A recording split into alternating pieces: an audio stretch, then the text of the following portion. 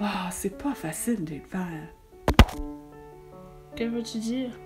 Tout ce qu'on fait, c'est s'étendre dans le soleil toute la journée longue à faire de la photosynthèse. Oui, mais maintenant, les scientifiques croient que la photosynthèse implique la physique quantique et j'ai besoin d'apprendre tout ça. Quoi? Physique quantique?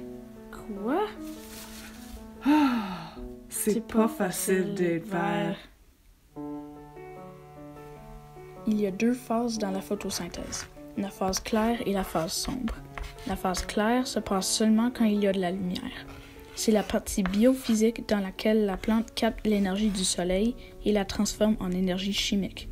La phase sombre n'a pas besoin de lumière pour fonctionner. C'est le processus par lequel la plante utilise l'énergie stockée pour fixer le dioxyde de carbone. Dans une cellule végétale verte, il y a des organettes nommés chloroplastes, qui sont remplis de membranes thylakoïdes dans lesquelles se trouvent des molécules de chlorophylle. Ces molécules absorbent les photons de lumière pour utiliser l'énergie pendant la photosynthèse. Quand le photon frappe la chlorophylle, il se fait absorber par un électron de l'élément manganèse. L'électron devient donc excité et se sépare de l'atome, laissant un trou positif.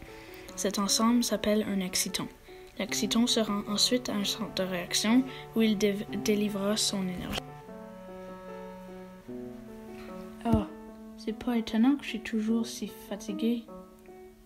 Oui, il paraît que nous sommes tellement bons à bronzer que les scientifiques nous donnent une note de 95% d'efficacité. Mais comment est-ce qu'on fait ça? Ils disent même qu'on est des ordinateurs quantiques. Selon la mécanique quantique, une particule peut être à plusieurs places en même temps avec des différentes probabilités. Le paradoxe du chat de Schrödinger sert à expliquer ce phénomène. Le chat dans la boîte est à la fois mort et vivant, mais une fois qu'on ouvre la boîte, il est dans un état déterminé. L'exciton peut être à plusieurs endroits en même temps et, suivant cette logique, prend tous les chemins possibles pour arriver au centre réaction, un peu comme une vague qui s'étend sur une surface. Ceci s'appelle la cohérence quantique. En 2007, Greg Engel de l'Université de Berkeley a fait la première expérience qui suggère que la mécanique quantique est impliquée dans le processus de transfert d'énergie dans la photosynthèse.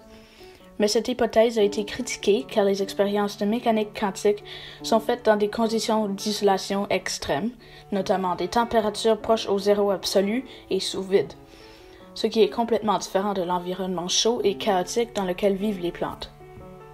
Après l'expérience originale de Engel, il y a eu plusieurs différentes opinions sur ce sujet. Sebastian Westenhoff dit que c'est une mésinterprétation et qu'il n'y a pas de cohérence quantique dans la photosynthèse naturelle. David Jonas pense que les battements sont causés par des vibrations moléculaires.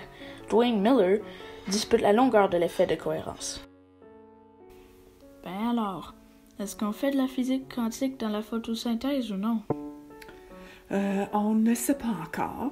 Les chercheurs continuent à poursuivre ces questions et ils espèrent comprendre comment les plantes sont capables de transférer de l'énergie de façon si efficace. Alors les humains sont pas assez intelligents. Mais c'est pas que...